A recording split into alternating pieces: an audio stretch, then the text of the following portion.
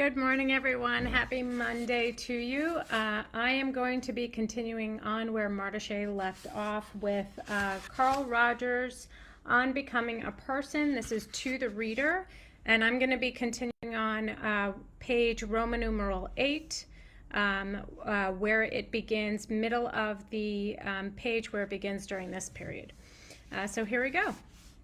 During this period, journal editors, often of small or highly specialized journals, have learned of some of these papers and have requested permission to publish.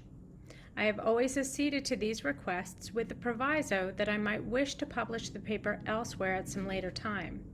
Thus, the majority of the papers I have written during this decade have been unpublished or have seen the light of day in some small or specialized or offbeat journal.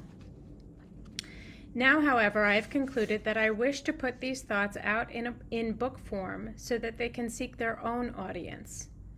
I am sure that the audience will cut across a variety of disciplines, some of them as far removed from my own field of philosophy and science of government.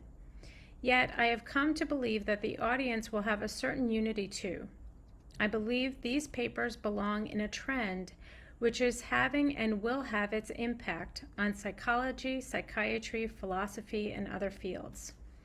I hesitate to label such a trend, but in my mind they are associated with adjectives such as phenomenological, existential, person-centered, concepts such as self-actualization, becoming, growth, individuals in this country, such as Gordon Allport, Abraham Maslow, Rollo May.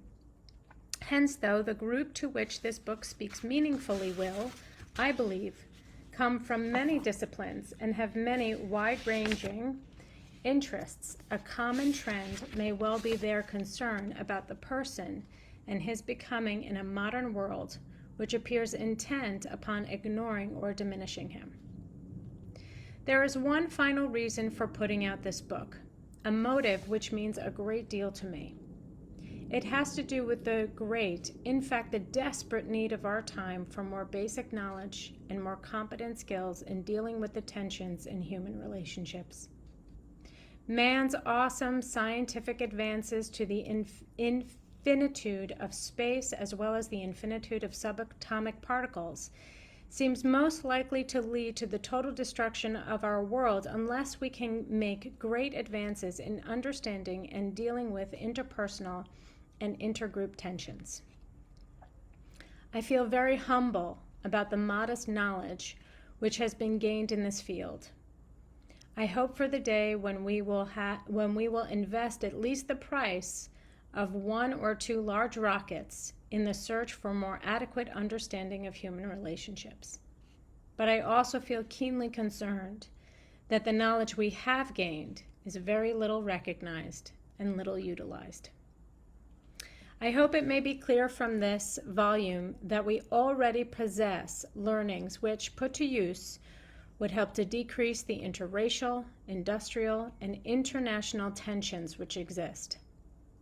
I hope it will be evident that these learnings, used preventatively, could aid in the development of mature, non-defensive, understanding persons who deal constructively with future tensions as they arise. If I can thus make clear to a significant number of people the unused resource knowledge already available in the realm of interpersonal relationships, I will feel greatly rewarded. So much for my reasons for putting forth this book. Let me conclude with a few comments as to its nature. The papers which are brought together here represent the major areas of my interest during the past decade. They were prepared for different purposes, usually for different audiences, or formulated simply for my own satisfaction. I have written for each chapter an introductory note which tries to set the material in an understandable context. I have organized the papers in such a way that they portray a unified and developing theme from the highly personal to the larger social significance. In editing them, I have eliminated duplication, but where different papers present the same concept in different ways, I have often retained these variations on a theme, hoping they may serve the same purpose as in music, namely to enrich the meaning of the melody. Because of their origin as separate papers, each one can read independently of the others if the reader so desires. Stated in the simplest way, the purpose of this book is to share with you something of my experience, something of me. Here is what I have experienced in the jungles of modern life, in the largely unmapped territory of personal relationships. Here is what I have seen. Here is what I have come to believe. Here are the ways I have tried to check and test my beliefs. Here are some of the perplexities, questions, concerns, and uncertainties which I face. I hope that out of this sharing, you may find something which speaks to you. Departments of Psychology and Psychiatry, the University of Wisconsin, April 1961.